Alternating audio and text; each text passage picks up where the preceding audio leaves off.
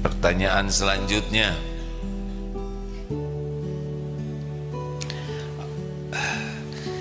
di mana kita bisa mengenal Allah yang paling jelas? Di mana? Al-Quran. Al-Quranul Karim adalah kalamullah, kalam Allah. Allah dengan Al-Quran kalamnya memperkenalkan siapa dirinya, sehingga orang yang paling akrab dengan Al-Quran dengan niat dan cara yang benar paling mudah mengenal Allah. Lalu penjelasan Al-Quran yang paling tepat adalah dari Rasulullah SAW. Makanya maaf ya, ini saya sedikit mau menggugah. Barusan kita membaca surat apa? Ar-Rahman. Masya Allah. Berapa menit? 15 menit. Alhamdulillah. Senang mendengarnya. Insya Allah itu berpahala kalau ikhlas membacanya.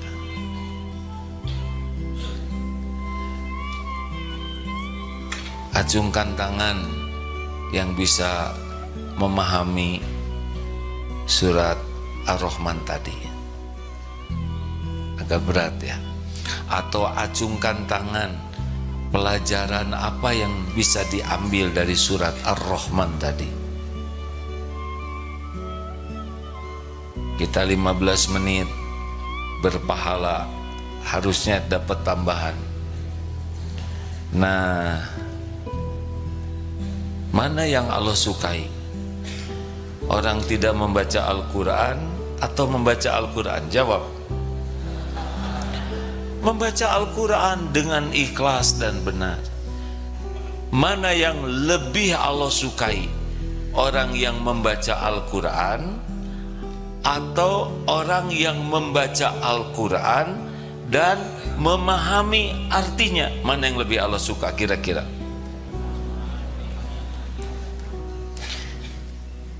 Saya kira Allah sangat senang kalau kita memahami perintahnya.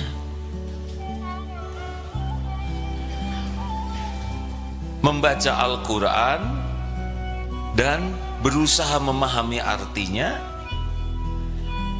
bandingkan dengan yang membaca Al-Quran, berusaha memahami artinya dan berusaha mengamalkannya. Mana kira-kira yang lebih disukai Allah? Jawab hadirin. Jadi posisi kita jelas di mana ya tadi? Ketinggalan, benar? Walaupun sudah baik dibanding yang tidak baca. Tapi perjalanan untuk mengamalkan harus lewat paha. Sungguh fenomena yang sangat baik ada one day one juz. Ini luar biasa baiknya dibanding yang tidak baca. Tapi ada juga yang kenapa ini one day one juz tapi masih pendengki, masih suka bergibah. Ya, berarti harus ditingkatkan dari one day one juz membaca Al-Quran dengan one day one juz mempelajari arti Al-Quran. Pasti beda hasilnya, pasti beda. Membaca Al-Quran dengan ikhlas dapat pahala, membaca Al-Quran dengan ikhlas dan berusaha memahaminya plus dapat hidayah. Dari memahami ada langkah yang lebih dekat untuk bisa mengamalkannya. Karena kita tidak bisa mengamalkan yang tidak kita pahami. Jadi keberuntungan kita salah satu kuncinya adalah tiada hari kecuali bersama Al-Quran, membaca, berusaha memahaminya, dan sebisa mungkin kita amalkan. baru beruntung. Jauh dari Al-Quran, kita tidak mengerti siapa Tuhan kita, harus bagaimana dalam hidup ini. Tidak mengerti, ngarang. Jadi hidupnya ngarang, buang-buang waktu. Kita punya HP, kita lihat segala macam urusan dunia, tapi tidak kita baca berita akhirat. Tidak kuat kita 1 menit aja ayat kursi. Allahu la ilaha illa huwal hayyul qayyum. Langsung skip aja. Kenapa ayat kursi jadi lama? Tidak kuat. Tapi berita pernikahan artis, perceraiannya, anak yang tidak jelas, dibaca. Semua dibaca berjam-jam. Inilah yang harus kita pertanggungjawabkan. Padahal waktu itu aset kita. Jadi waktu itu bagian dari hidup kita. Setiap waktu lewat seperti copot. Kita tuh bahasa Sundanya merepel. Makin lama copot, tidak bisa kembali. Kalau rezeki tidak kebagian hari ini, besok masih ada harapan. Tapi kalau waktu lepas hari ini, besok tidak ada lagi waktu yang tadi. Sholat Isya barusan tidak ada lagi. Besok belum tentu punya sholat Isya. Maka hadirin sekalian, kalau ingin lihat kualitas seseorang, lihat bagaimana dia menggunakan waktunya. Lihat bagaimana dia menggunakan waktunya. Apa yang dilihat? Dia pembelajar sejati? Tidak, itu lihat. Kalau orang suka sekali belajar, menggunakan waktunya, terutama belajar untuk mengenal Allah, mengenal apa yang disukai dan dilarang Allah, mengenal apa yang harus dilakukan dalam hidup ini benar ini orang. Bagaimana mungkin kita hidup di dunia tidak tahu apa yang harus kita lakukan? Ngarang saja, ngarang, sibuk, pontang-panting, pentong, tapi tidak jelas.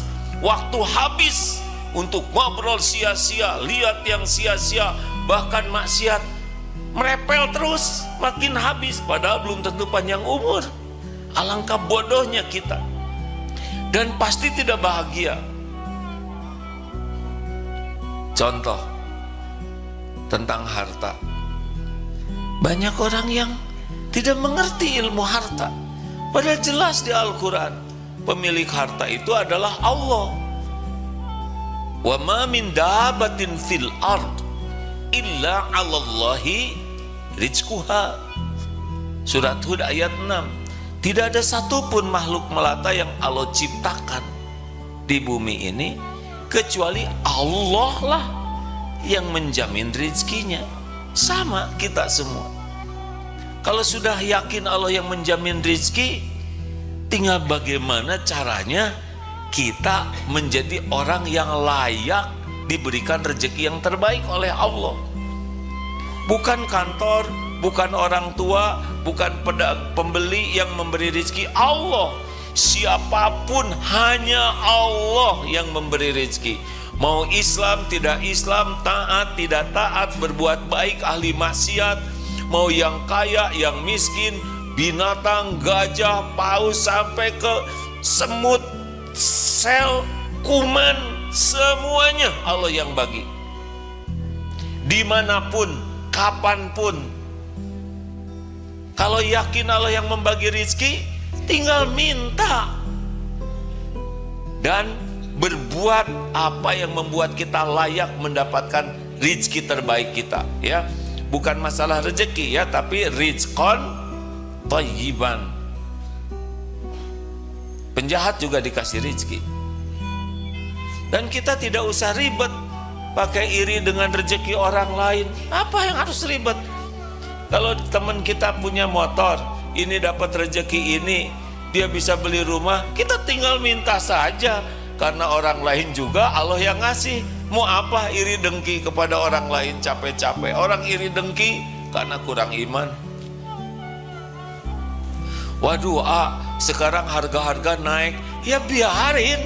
mau dulu, sekarang, nanti, tetap saja yang ngasih rezekinya adalah Allah.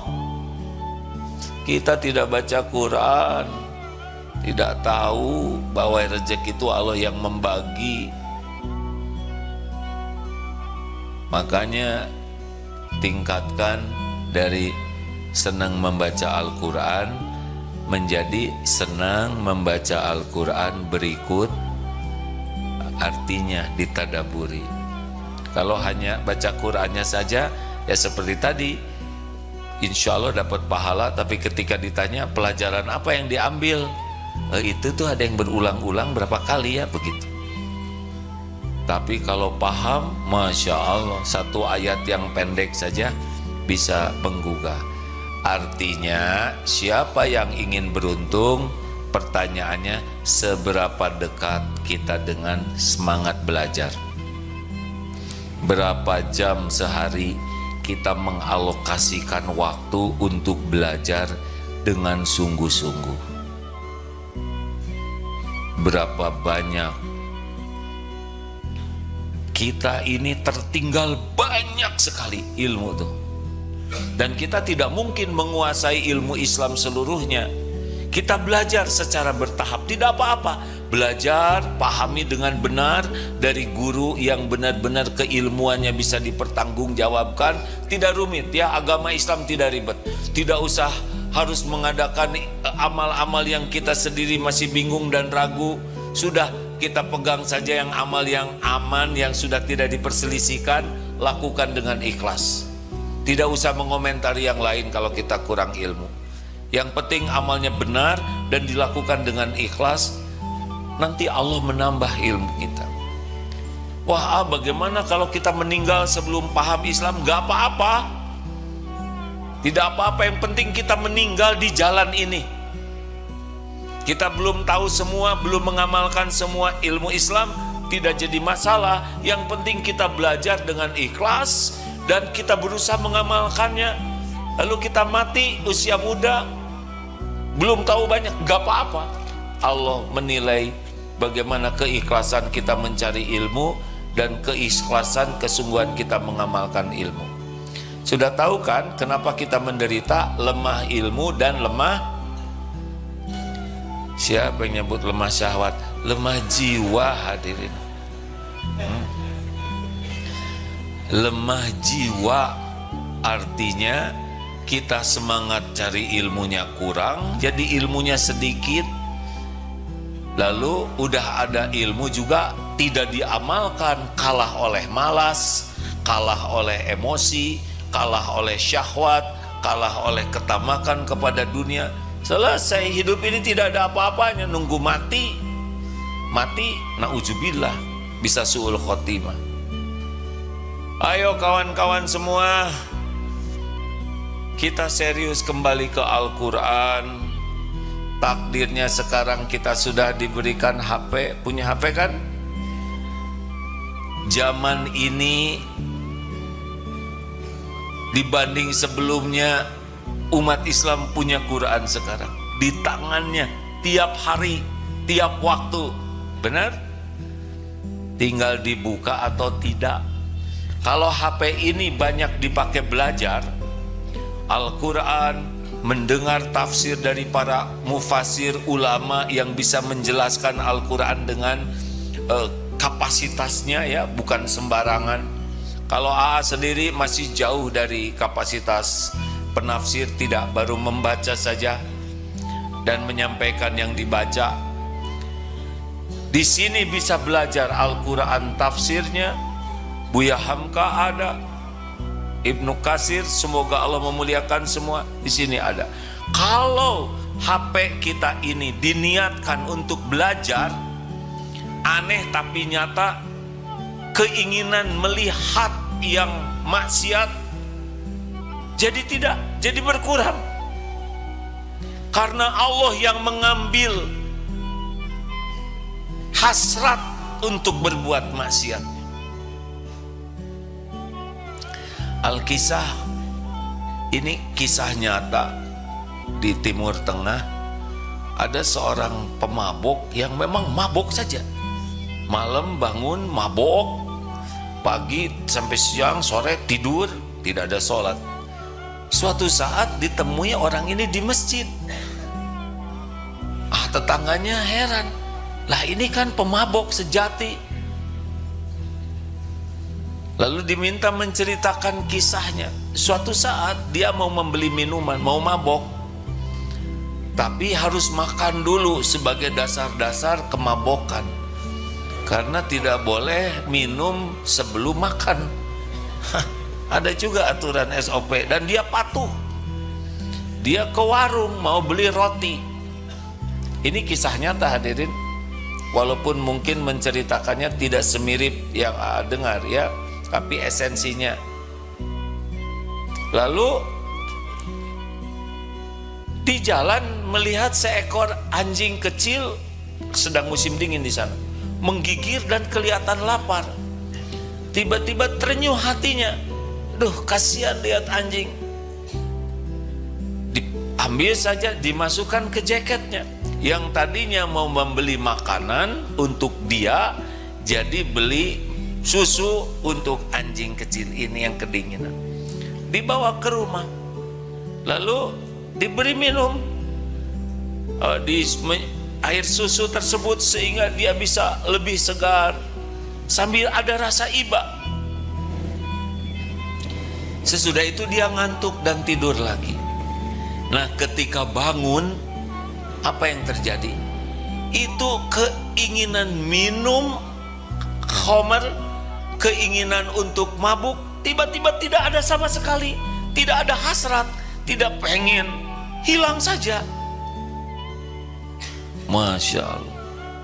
Tidak sulit bagi Allah menghilangkan hasrat mabuk, sebagaimana tidak sulit bagi Allah menghilangkan hasrat melihat tayangan maksiat di sini.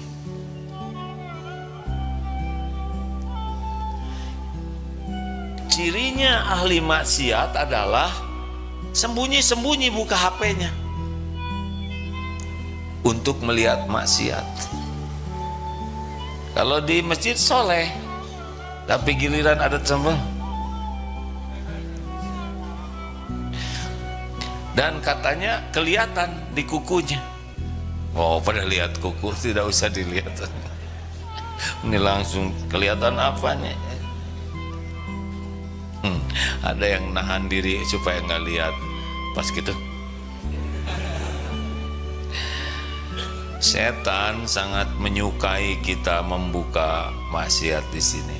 Dan oleh Allah di sini ada algoritmanya. Jadi kalau yang biasa kita buka, nanti dia akan keluar sendiri rangkaiannya. Hadirin sekalian, niatkan teknologi untuk melakukan percepatan kita menambah ilmu. HP ini untuk nambah ilmu, bukan nambah dosa. HP ini untuk membaca Al-Quran, belajar menerjemahkan Al-Quran, dengar ahli tafsir Al-Quran.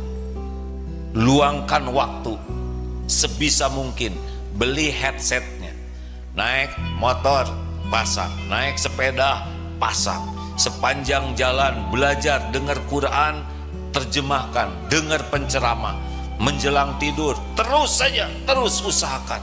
Lihat perbedaannya, makin tambah ilmu, tambah mantap hidup kita ini. Kalau ada yang menjengkelkan bagaimana? Sudah ada SOP-nya di sini. Wa idza khatabahumul jahiluna qalu salam. Kalau ada orang ngomong jelek yang bikin tidak enak kepada kita, orang jahil, kita berkata baik, berkata yang mengandung keselamatan. Ada SOP-nya, bukan marah-marah, bukan jengkel. Bagaimana kalau kita ingin bahagia? Alladzina yunfikuna fis sarra'i wad dharra, berinfak.